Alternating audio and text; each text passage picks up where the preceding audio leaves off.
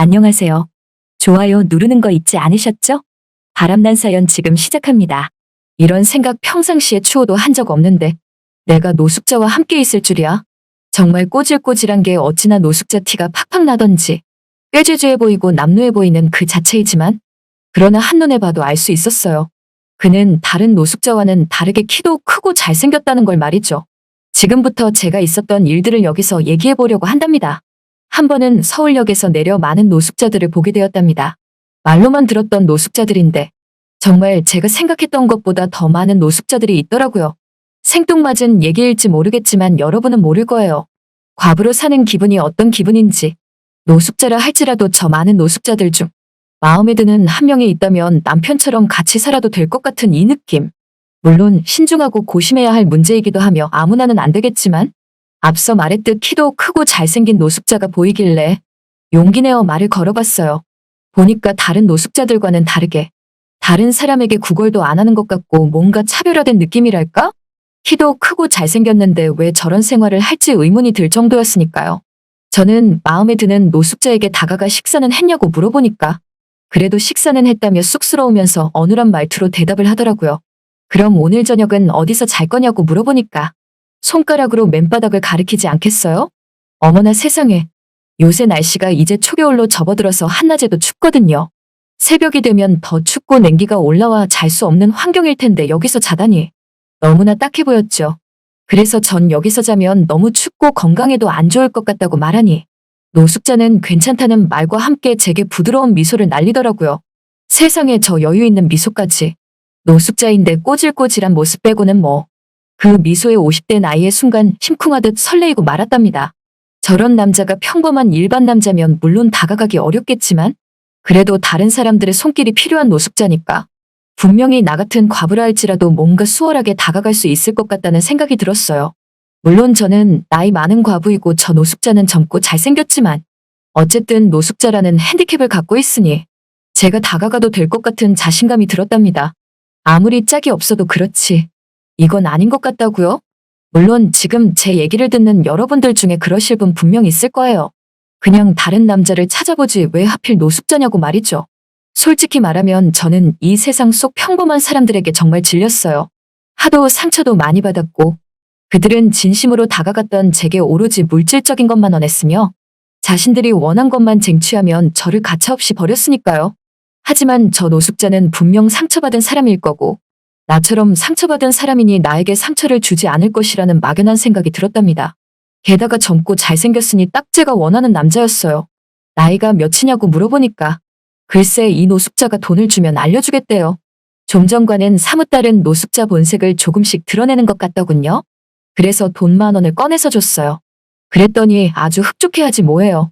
저는 그 노숙자에게 돈 더 줄 테니까 대뜸 우리 집에 같이 가자고 하니 얼마나 더 줄 수 있냐고 물어보더라고요. 그래서 얼마가 필요하냐고 하니까 지금 필요한 건 10만 원인데 가능하냐고 해서 그 정도는 줄 수 있다고 했죠.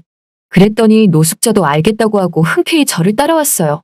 왠지 씻겨놓으면 정말 더 잘생겼을 것 같은 이 느낌.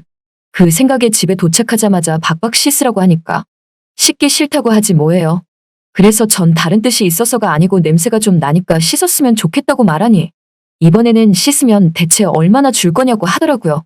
너무 어이가 없었지만 씻으면 10,000원 또 준다고 하니까 그럼 아까 10만 원 주기로 한 거 먼저 달라고 해서 돈을 꺼내어 10만 원을 줬더니 방금 주기로 한 10,000원은 일단 킵해둔다고 하더라고요.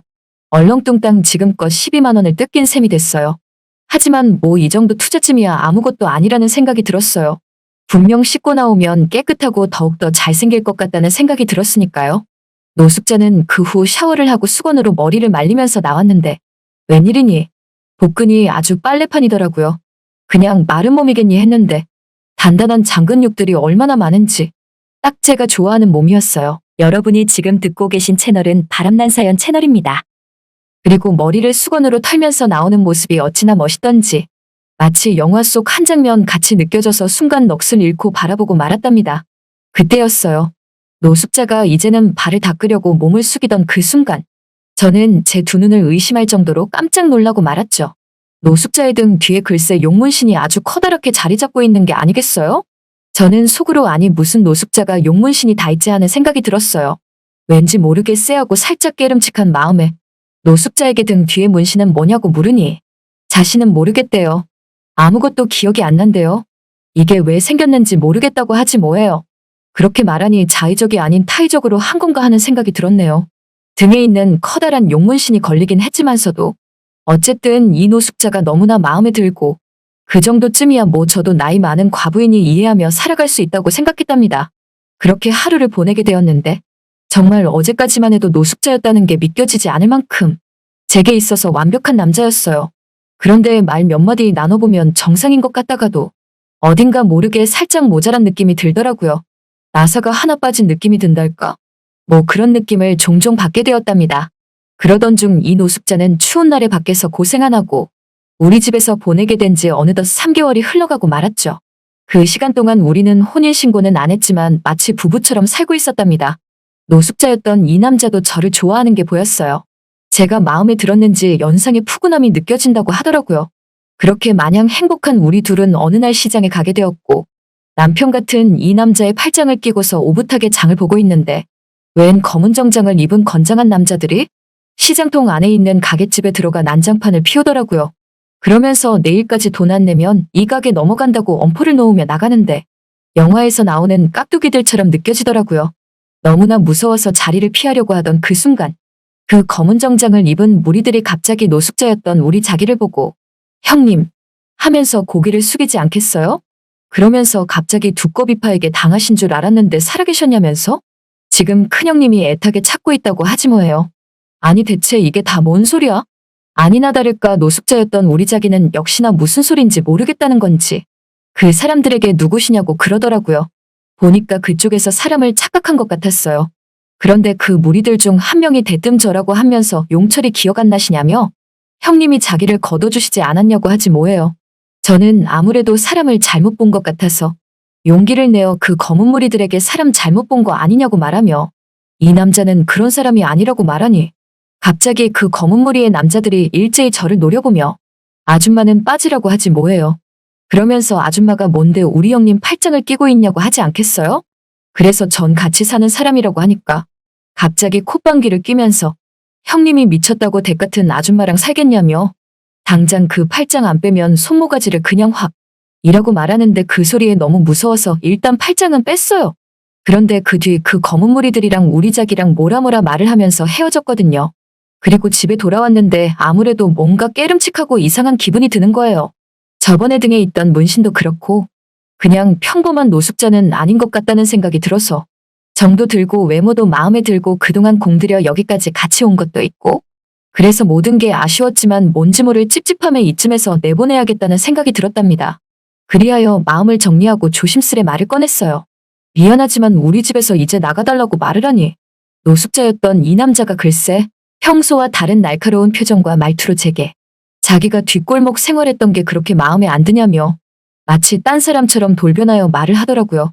그 표정은 마치 여러분들 중에 아시는 분은 아시겠지만 영화 유주얼 서스펙트에서 케빈 스페이시를 보는 느낌이랄까? 그런 느낌이 드는 것 같았어요. 완전 반전 중에 반전이었죠. 뭔가 모자라 보이는 노숙자였던 잘생긴 이 남자가 하루아침에 뒷골목에서 생활하는 깍두기처럼 보였으니까요. 순간 너무 무서워서 대체 원하는 게 뭐냐고 물어보니까 아줌마는 그냥 지금처럼 자기를 숨겨주면 된다고 하지 뭐예요. 근데 그냥 숨겨주는 게 다가 아니라 마치 이 사람이 저를 좋아하는 것 같았어요. 그렇게 전 그 노숙자와 아니 그 깍두기와 반년을 함께 살면서 이용만 당했답니다. 그때 알았죠. 아무리 만만한 노숙자라도 함부로 집에 데리고 오면 안 된다는 걸 말이죠. 그런데 여러분 비록 뒷골목에서 생활했던 그런 사람이었지만 이상하게 점점 날이 갈수록 저한테는 그래도 나름대로 잘했네요. 제게 뭘 그렇게 잘해줬는지 그건 여러분 상상에 맡기겠습니다. 아무튼 그런 일화가 있었다고 여러분들에게 이렇게 말하고는 있지만 아직도 뭐가 뭔지 모르겠네요. 그 남자 대체 왜 노숙자 생활을 했던 걸까요? 그것도 연기까지 해가면서 말이죠. 아무래도 그쪽 세계는 우리가 알지 못한 무언가가 있는 게 분명해 보였어요. 하지만 아무리 남자가 없어도 저런 사람은 다시 만나고 싶지 않아요. 뒷골목 생활하는 남자는 과부인 저에게도 벅차고 무서운 건 사실이니까요. 주저리 떠들고 보니 오늘도 그렇게 하루는 흘러가고 있네요. 추운 날씨 탓에 외로움은 또 찾아오는데 이럴 줄 알았으면 그냥 가지 말고 더 있어달라고 애원할 걸 그랬나 봐요. 그런 사람일지라도 혼자 있는 것보단 외롭지는 않았으니까요. 잘 들으셨나요? 오늘의 바람난 사연은 여기까지입니다. 구독과 좋아요 부탁드립니다.